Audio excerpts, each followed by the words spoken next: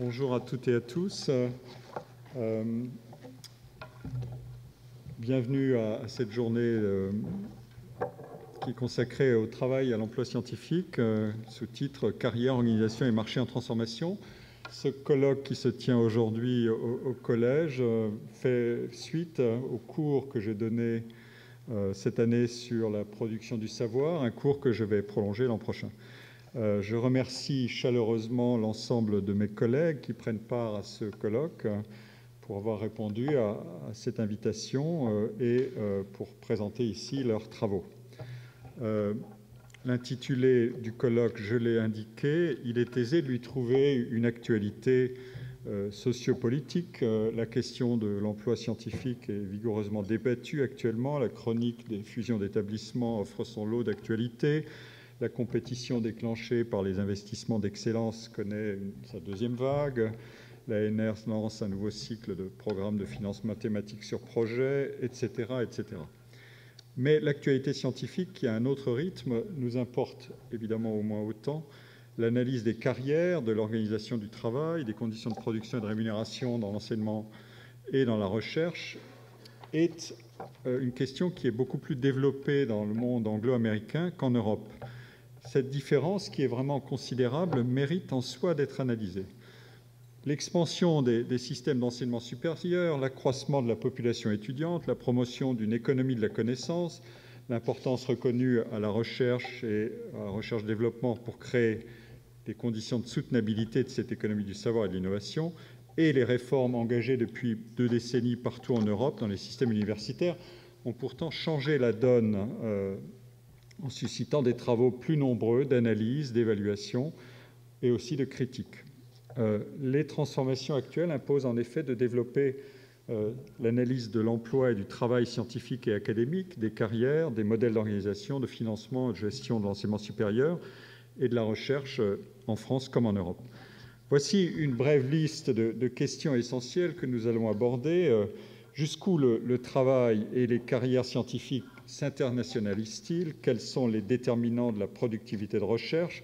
Pourquoi et comment coupler encore ou découpler plus ou moins radicalement enseignement et recherche dans le travail académique, dans l'organisation des carrières, dans la hiérarchie des établissements? Que valent nos modèles de recrutement et de promotion? Comment évaluer le travail académique et quel poids donner à l'originalité dans la compétition entre projets scientifiques finançables? Quel impact les nouvelles technologies ont-elles sur le travail universitaire?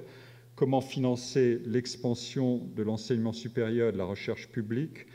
Et de quel modèle relève leur économie? Peut-on analyser conjointement les carrières, les disciplines et les organisations universitaires et leur transformation?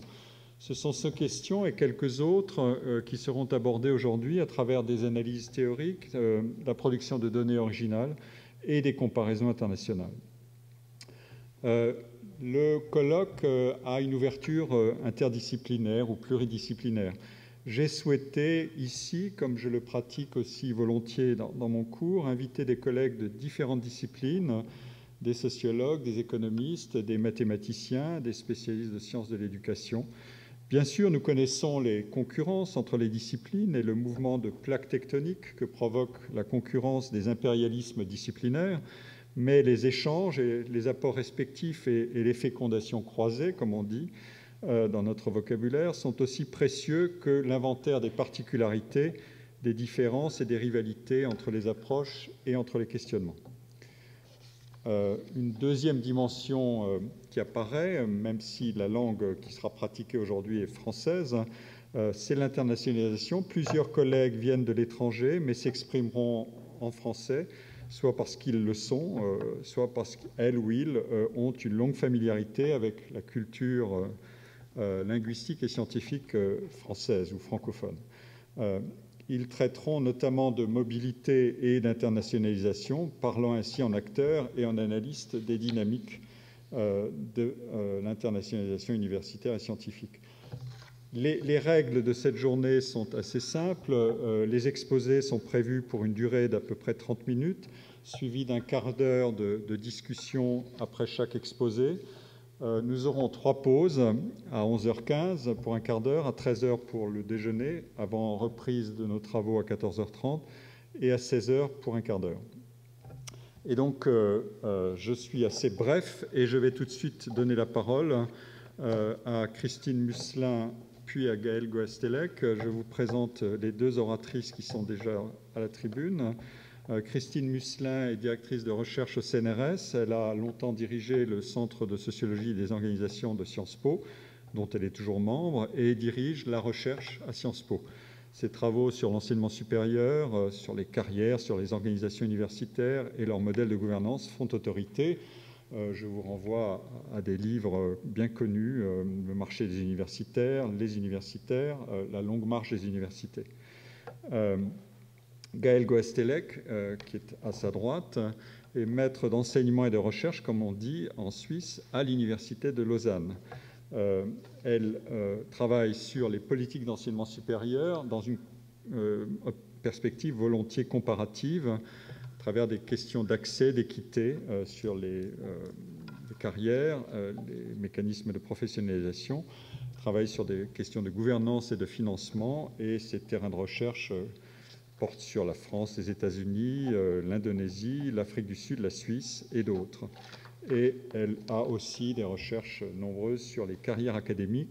Elle a fait partie d'un programme international dont la France n'était d'ailleurs pas partie prenante, c'est bien dommage. Ça s'appelle Changing Academic Profession, et qui est un cycle de recherche volumineuse et qui ont donné lieu à un très grand nombre d'ouvrages dont Gaëlle a été à la fois contributrice et coéditrice, qui sont parus chez Springer. Je vais passer tout de suite la parole, je vous présenterai les autres intervenants plus tard, et je donne tout de suite la parole à Christine Musselin.